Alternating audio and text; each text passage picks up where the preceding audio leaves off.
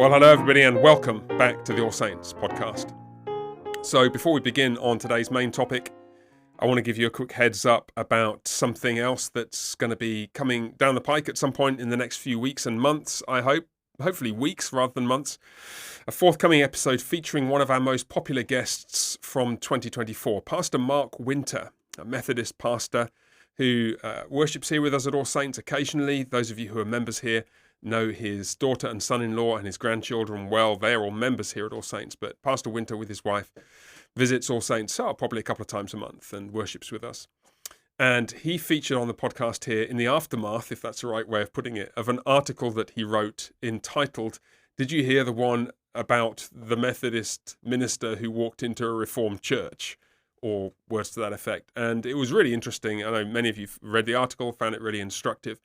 And it highlighted many of the things that an informed and highly articulate and theologically educated outsider, so to speak, sees when he comes into the church here at All Saints. I personally was encouraged by it because I was glad that the things that stood out, at least to Pastor Mark, were the kinds of things that we'd want to stand out. And obviously there's some challenges there for us as well as some encouragement.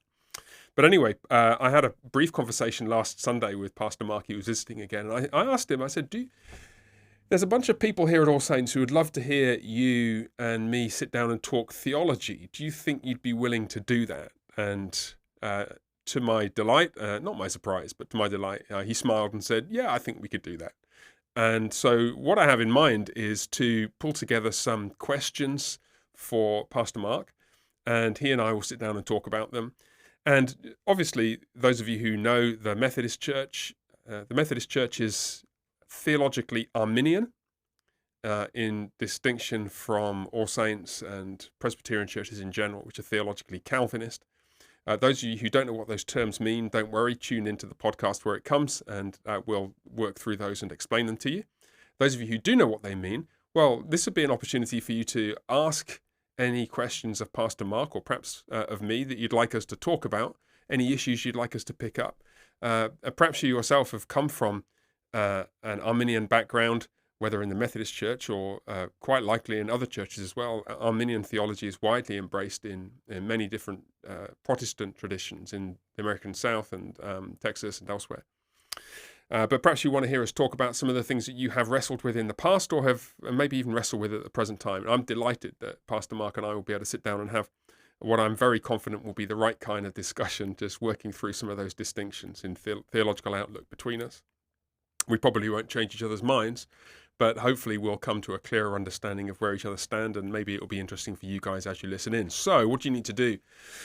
Please email me, sj@allsaintskirk.com, sj@allsaintskirk.com. Send me any questions you'd like, that you like Pastor Mark or me or both of us to talk about.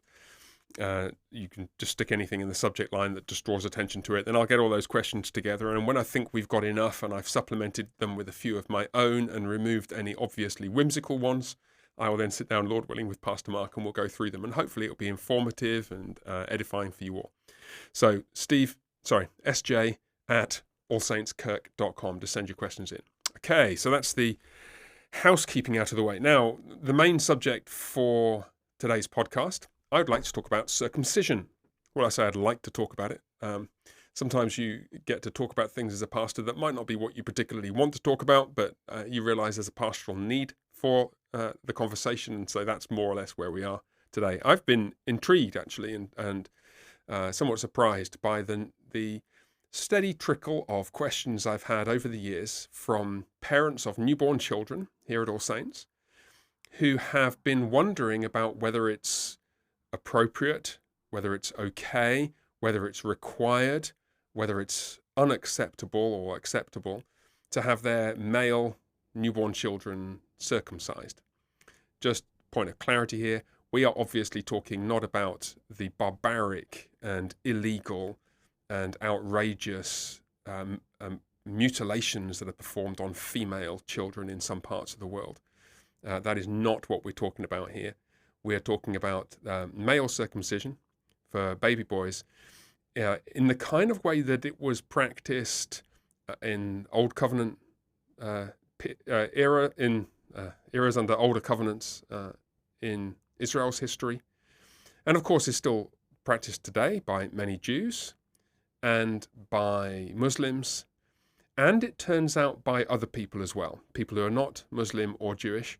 Many Christians practice circumcision. The data, I'll come to some of the data in a few minutes just to talk about it.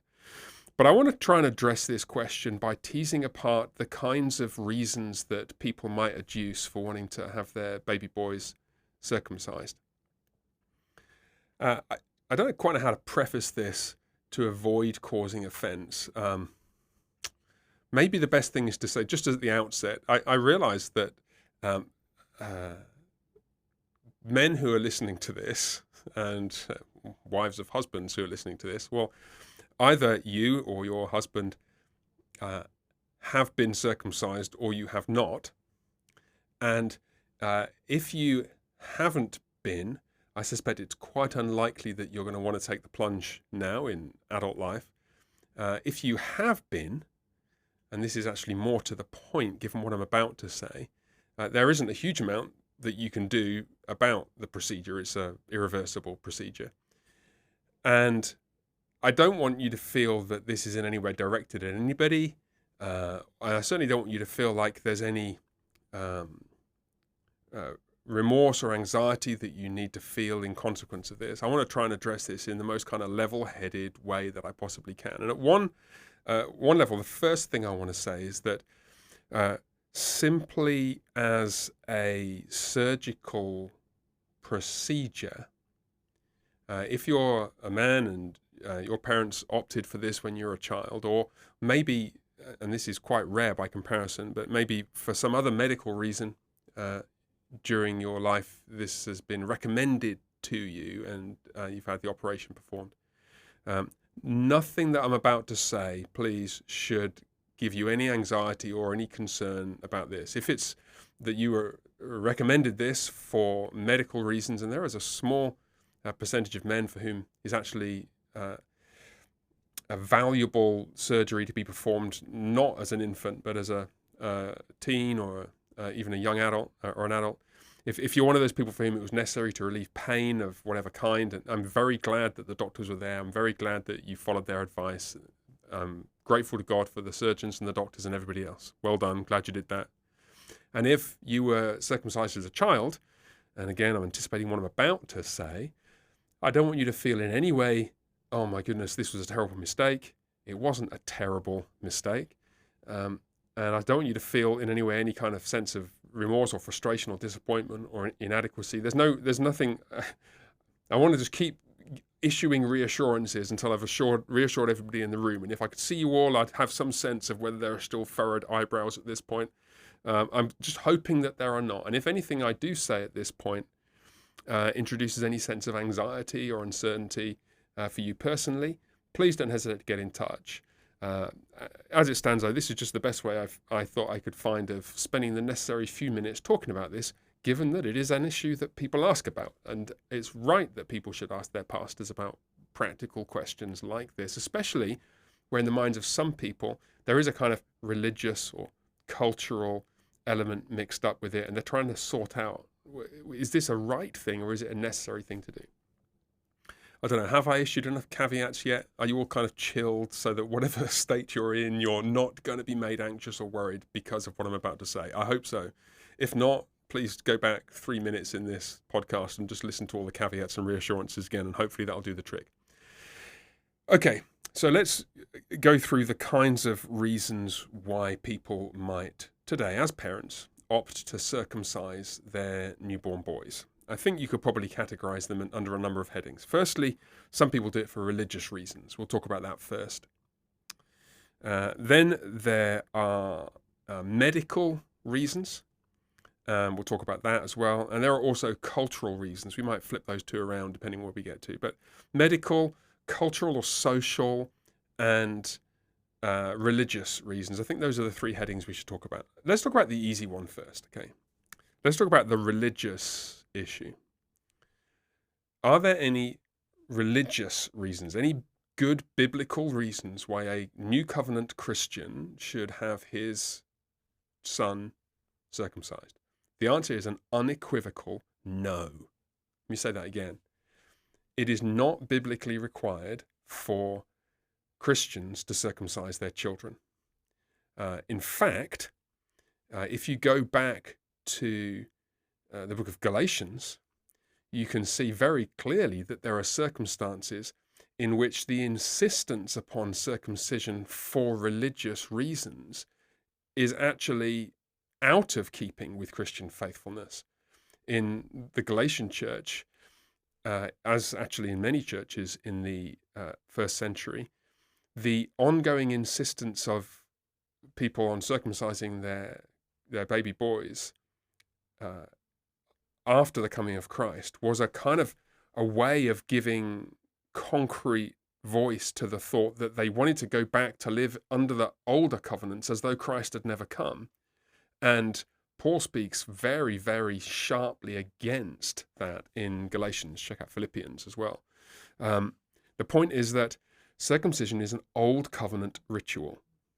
It was required under the older covenants for boys on the 8th day as a way, as a ritual of inclusion in the new covenant. This was the physical mark, somewhat akin to baptism. There are parallels and there are also dissimilarities, which are more often overlooked, but it's somewhat akin to baptism, the physical ritual of inclusion in the covenant people of God.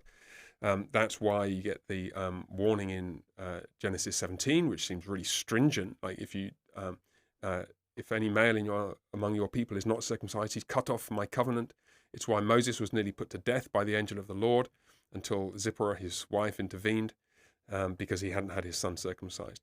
So it was required under the old covenant.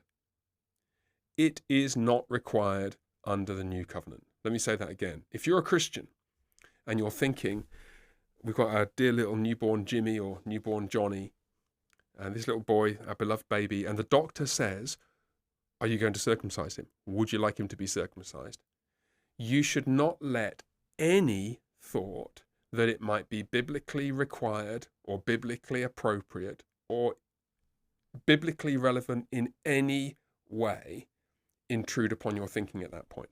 There is no reason connected with a requirement for Christian faithfulness why a Christian parent should have their baby boy circumcised. Take a deep breath. Just clear the religious, quote unquote, rationale off the table for a second. Now, what other reasons have we got that remain why circumcision is common, actually, in America? There are two, really. One is medical, and one is more cultural. And I think these tend to be, surprisingly, I think they're intertwined. Let's take the cultural one first, and we'll come to the medical one in a second. I haven't done a wide-ranging study on this. I have only anecdotal data on this point.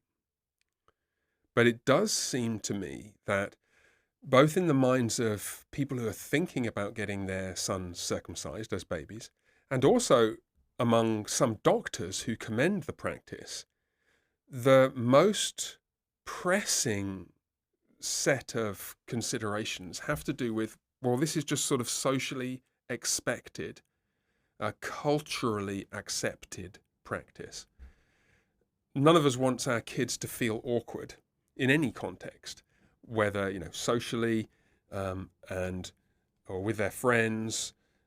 And so we don't give them haircuts that look ridiculous. None of us wants our kids to feel awkward later in life as their relationships develop. And we certainly don't want to give them reason to feel awkward, perhaps in those occasions where, you're in a all-male changing room for a swimming club or a sports club. You don't want your kid to stand out in a way that would make him an object of ridicule.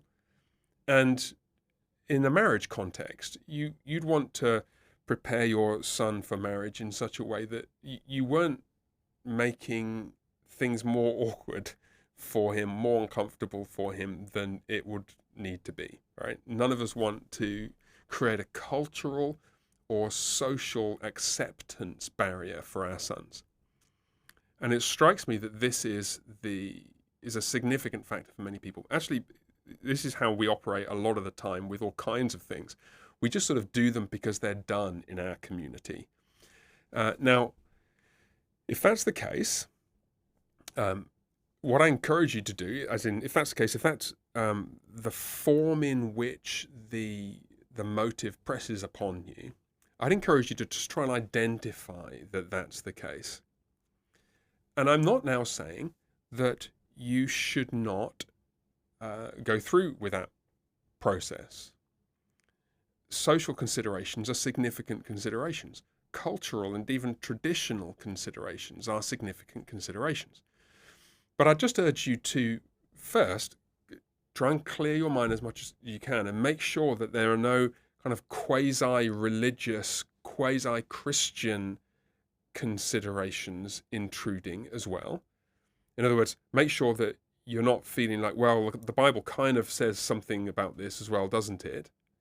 No, it doesn't, not for Christians. Firstly, get that out of your mind. And then second, I want to encourage you, as we ought to do in every single decision we make about everything, to consider not just the pros, but also the cons. What are the downsides of this? And simple truth is that if there are contexts in which being circumcised might make a kid feel awkward, perhaps there are circumstances in which not being circumcised would make a young man feel awkward. I honestly don't know.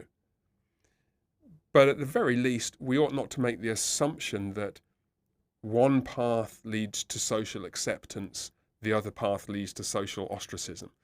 I think, quite frankly, how do I put this delicately? The number of different circumstances in which it's even an issue is actually quite small. And once one reaches mature adulthood, it's basically just you and your wife. By the time you get married, there are probably all kinds of things about you that, physically you're not, how do we put it? You're not exactly, none of us is exactly the model that could feature in glossy magazines and so on and so forth. And we hope, I think, don't we, that our wives will love us and accept us and enjoy intimacy with us in spite of our flaws and physical imperfections, just as we as men have the same attitude towards our wives. So the cultural and social acceptance thing, I guess I'd want to just moderate the intensity of it slightly, at least to get you to consider what context you have in mind realistically where this might be an issue. And then let's think about the third major heading. Let's think about the medical point. Now, this is, I'm the wrong kind of doctor to talk about this at one level.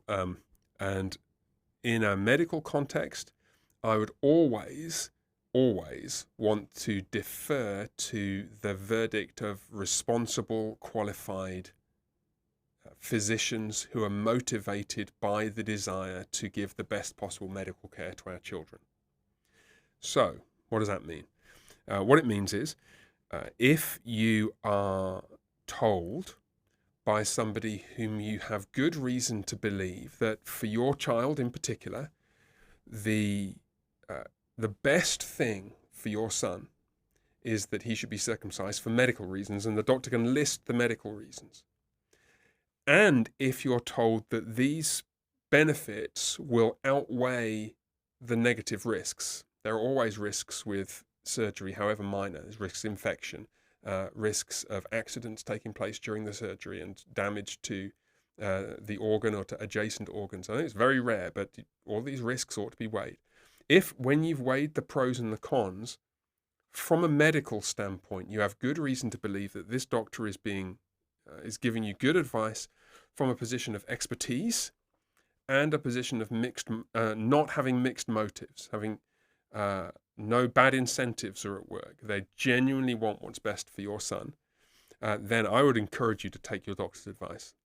In fact, I'd always encourage you to take your doctor's advice in those circumstances, because who the heck am I? I'm a pastor, and I'm not that kind of a doctor, so I shouldn't be here giving you medical advice. However, I did a bit of digging to look at the rates of male circumcision in different countries across the globe, and I came across some things that are quite interesting. Basically, The vast majority of countries fall into one of two categories. Either they are Muslim countries or countries with a high Jewish population, like Israel, where rates of circumcision are very, very high. They're in the 90s, high 90s%, sometimes in excess of 99.5% circumcision rates, for obvious reasons. If you're in a country that's 100% Muslim or 100% Jewish, or close to 100% of the combination, you're going to have circumcision rates that are extremely high. And you look across the country, you can actually find a map online. I've got my computer over there. I was just looking at it a few minutes ago. You can find a map and you can see all the dark shaded countries in sub-Saharan Africa, around the Levant, Israel and Syria and so on and so forth, where circumcision rates are very, very high. That's one group of countries, high 90s. There's another group of countries, including the UK, where I'm originally from, as those of you who know me know. In fact, all of you who can hear me can probably guess this is not an Australian accent. There are another group of countries where the rates of circumcision are much, much lower. In the UK, it's actually about 20%. In many countries, it's much lower than that. It's 10 or 5 or 3 or even a fraction of that. It's like 1% or even lower. And the reason for that is obvious as well. Like, if there's no religious reason to circumcise your children, why would you do it? And England has a fairly high Muslim and Jewish population compared to some countries, and that accounts in part for the somewhat higher rate of 20%. 20% is quite a high rate globally. It's one of the highest for non-Muslim and non-Jewish countries. But it's very easy to explain why nobody gets themselves circumcised in Norway, because there's no good reason to. Why would you? There's hardly any Jewish or Muslim people there. There are, however, 2 or 3 exceptions. And the leading exception to that rule, where you've got, on the one hand, high circumcision rates among Muslim countries and in Israel, and very low rates in non-Muslim or low population Muslim countries and countries with few Jewish people in, there's one glaring exception to this, and that exception is the United States of America, which has a very low Muslim population and a very low Jewish population, but has 80.5% male circumcision rates. And you might ask yourself why that would be. Now, part of it is very likely to be the cultural factors that we spoke about earlier, the social factors I spoke about. I spoke to one guy about this. Yeah, genuinely, this is the kind of thing that pastors get to talk about. And this man said, well, when he spoke to the doctor after the birth of his son, his doctor actually said, well, are you going to get your son circumcised? And he hadn't thought about it. And he said, well, what do you recommend? The doctor said, well, what normally happens is if the father has been circumcised, then the sons are circumcised too. Right, well, then it suddenly becomes very easy to explain why there are quite persistently high circumcision rates among boys in the US, right? Because they're going to persist because the cultural reasons reinforce it down from generation to generation. You might then ask how it got started. I don't know for sure, but I have a hunch that it might be to do with the fact that dispensational theology is so popular in the US, and dispensational theology obviously makes a bit of a mess of the relationship between the covenants. And in particular, I mean, ironically, it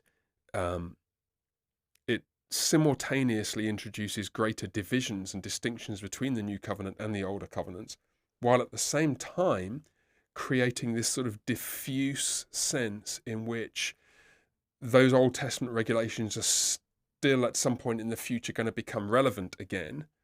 Hence all the obsession with breeding red heifers for the temple in Jerusalem, when one day in the future dispensationalists believe it's going to be rebuilt.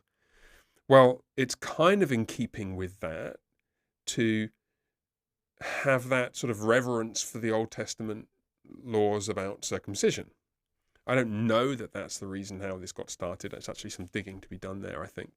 But that's at least one hypothesis that would need to be investigated. But suffice it to say, once you've got started, it's quite easy to explain how it would continue. But I wonder if there's another reason as well why in countries in Europe, Germany, Norway, Sweden, the United Kingdom, France, Spain, all countries with socialized healthcare, there are very low rates of circumcision. Where in the US, which does not have widespread socialized healthcare, certainly not socialized healthcare that's going to pay for your children's circumcision, your son's circumcision, there are much higher rates. Why might that be? I'll tell you quite honestly, in the UK, what happens most commonly is that the National Health Service will not pay for this procedure. That's also the case in most other countries with National Health Services. They won't pay for this as an elective or voluntary procedure that's not necessary. And people are very unwilling to pay out of pocket for any kind of healthcare because they're used to having it all provided through taxpayer-funded healthcare services. So there's not this kind of culture of the doctor trying to sell procedures or sell medications to the public. I can tell you with absolute certainty that's just how it works in the UK. In the UK, there are all kinds of treatments which are just not on offer at all, which are routinely offered here in the US. And the reason they're not offered at all in the UK is because the National Health Service in Britain won't pay for them. But here in the US, they are offered. Now, in some cases, those treatments can be fantastic. They can be life-saving, certainly life-transforming. But in other cases, they might just be treatments that are available that might not be particularly positive, but people can be persuaded that they're necessary, or people can be persuaded that they're worthwhile, or people can be persuaded that they are good, or at least not harmful. And hey, if Dad did it, and Granddad did it, and all my brothers and cousins have done it, male cousins, maybe I should too. I wonder whether what actually goes on in American non-socialized healthcare is that there is an expectation among members of the public that they have to pay for healthcare, and that combined with the cultural, the high residual level of 80% of men already, means that doctors are very easily able to sell the procedure to people who are concerned to do the best for their children. And it's certainly true that some doctors claim that in some circumstances there are benefits in relation to hygiene and so on. It's also the case that doctors throughout Europe claim that there are no significant hygiene benefits and that the risks outweigh the potential benefits. So where does that leave us? Well, it leaves us with me unable to give you medical advice, very able to give you biblical instruction, and I've done that, and able to draw attention with what I hope is a degree of biblical wisdom to some of the cultural currents that might be swirling around. And I'd like to close really by encouraging you to exercise here and everywhere a degree of shrewdness, and a particular kind of shrewdness I have in mind. And this is not just relevant to this question of whether you should circumcise your newborn son. I want to encourage you to exercise shrewdness of this kind. Where are the financial incentives operating here? The decision I'm being invited to take, let's say you're going home this evening and you're wondering whether to spend the next 3 hours cruising through Twitter X or Facebook or YouTube. Where are the financial incentives operating there? Well, you are the product on most social media accounts. In fact, you're the product on all social media accounts that you're not paying a subscription for. Whenever you're being advertised to, you are not the consumer, you're the product. You're the thing that's being sold to the person who is actually the customer, who is the advertiser. And therefore, the platform provider has all the incentives to try and keep you hooked and to waste as much of your life watching their adverts interspersed with the videos and 140 character long pithy aphoristic insults that you think you want to watch in among what they really want you to see. Follow the money. Is it the best thing to do the thing that somebody else who is motivated simply by making money out of you wants you to do? Probably not in that case. Okay, now bring that back to the circumcision question that we started with. I'm not encouraging you, not at all encouraging you to reject medical advice. Quite the contrary. I strongly want to encourage you, actually on biblical grounds, on grounds of biblical wisdom, to take and follow medical advice when the doctor can explain, look, here are the pros, here are the cons, when you can assure yourself that there are not massive mixed motives or bad incentives at play, and the pros clearly outweigh the cons, and when, of course, you can afford the treatment that is being offered. Please, please, please take the doctor's advice and do it. But I just want to encourage you to think twice before doing on autopilot the thing that everybody else does. I have no vested interest in this at all. I guarantee I promise you I'm not being financially incentivized or incentivized in any other way to give this advice to you. In fact, all I'm possibly likely doing by putting this podcast out is creating work for myself, which is fine. I get to do this. And I want to do it because I want to give advice to you which is pastorally and practically helpful. By all means, go right ahead. Go ahead with circumcision for your kid, your son, if you're persuaded that it's medically necessary and there aren't these bad incentives at work, or if you're persuaded that the cultural acceptability point is persuasive enough for you and a big enough deal to overcome or outweigh the potential risks and downsides. But please, let's have a degree of shrewdness about what the downsides might be and what the bad incentives might be. And whatever you do, do not circumcise your son because you think the Bible requires you to do so. It doesn't. God bless you, and bye for now.